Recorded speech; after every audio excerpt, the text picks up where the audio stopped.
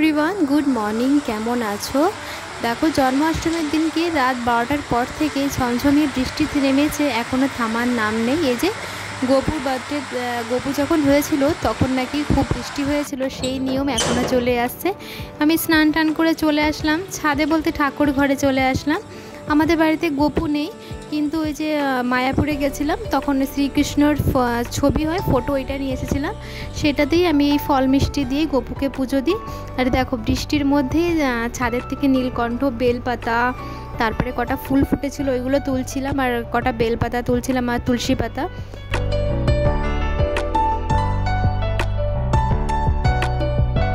কালকে আমি এই যে নিয়ে এসেছিলাম আসন এনেছিলাম, একটা মালা এনেছিলাম, আর একটা ছোট্ট একটা আসন এনেছিলাম। ওইটা না ঠাকুরের ওখানে পেতে দিয়েছি, ওইটা দেখাতে পারলাম না।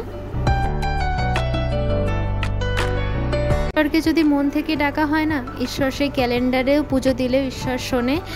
আর যদি মন থেকে না ডাকো, সে যত বড়ই মূর্তি নিয়ে বসো না কেন, কোনোভাবে ঈশ্বর ডাকে সাড়া দেয় না। তো আমার কাছে গোপন ওই যে মায়াপুর থেকে ছবি এনেছিলাম, সেটাকে আমি ময়ূরের পঙ্খ টঙ্খ দিয়ে বেশ সুন্দর করে সাজিয়েছি।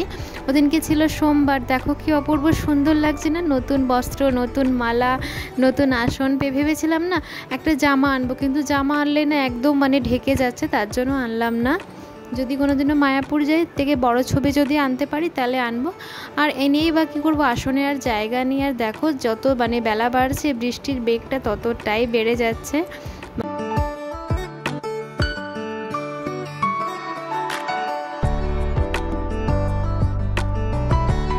একটু থেমেছে, আমিও আমার ঝোলা ঝপ্পড় নিয়ে বাজারে বেরিয়ে পড়লাম। বলছে কিন্তু কাজ বলতে একটু কালী মন্দিরে যাব, মায়ের হাতে একটা সুতো থাকে, ওই সুতোটা না অনেক দিন ধরে শোধন করাতে হবে, একটু সমস্যা হচ্ছে বলে ভাবলাম আজকে একটু বৃষ্টিটাও বন্ধ হয়েছে, ওয়েদারটা একটু পরিষ্কার হয়েছে, আর আজ ছিল সোমবার, জন্মাষ্টমীর দিন। ভাবলাম মন্দির থেকে একবারে শোধন করিয়েও আসি আর পুজো দিয়েও আসি। তার জন্য বাড়ির পুজো সেরে আর কিছু না খেয়েই চলে গেছিলাম মন্দিরে, কালী মন্দিরে গেছিলাম পুজো দিতে। কিছুক্ষণ দাঁড়িয়েছিলাম, ব্রাহ্মণ আসতে একটু দেরি করেছিল।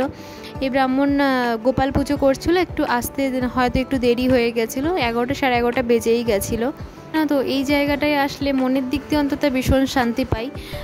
কাউকে নিজের মনের কথা না বলে যদি এখানে দু কথা বলা যায় না, সত্যি দেখবে মনটাও খুব ভালো হয়। তো আমি মন্দির থেকে চলে গেছিলাম রেল লাইন পার করে, একটা দাদার দোকানে আগের দিন গেছিলাম নাইটি কিনতে। সেই নাইটিটার গলাটা এতটাই ছোট যে মনে হচ্ছিল আমার দম বন্ধ হয়ে আসছে, তার জন্য নাইটি চেঞ্জ করে এই লাল রঙের নাইটিটা নিয়েছিলাম।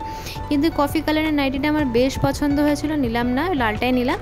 এটা কিন্তু রাতের বেলা একদম সোজা উড়ে চলে আসলাম সন্ধ্যার দিকে। দিদির ছেলে এসেছিলো নিতে, মামাবাড়ি যাচ্ছি। আর মামাবাড়ির পাড়ার অবস্থা দেখতে পারছো, হবে না, 2 দিন ধরে কন্টিনিউ বৃষ্টি হয়ে যাচ্ছে, তো সব দিকেই সব জায়গাতেই ডুবে যাচ্ছে, তো এখানে কেন বাদ যাবে।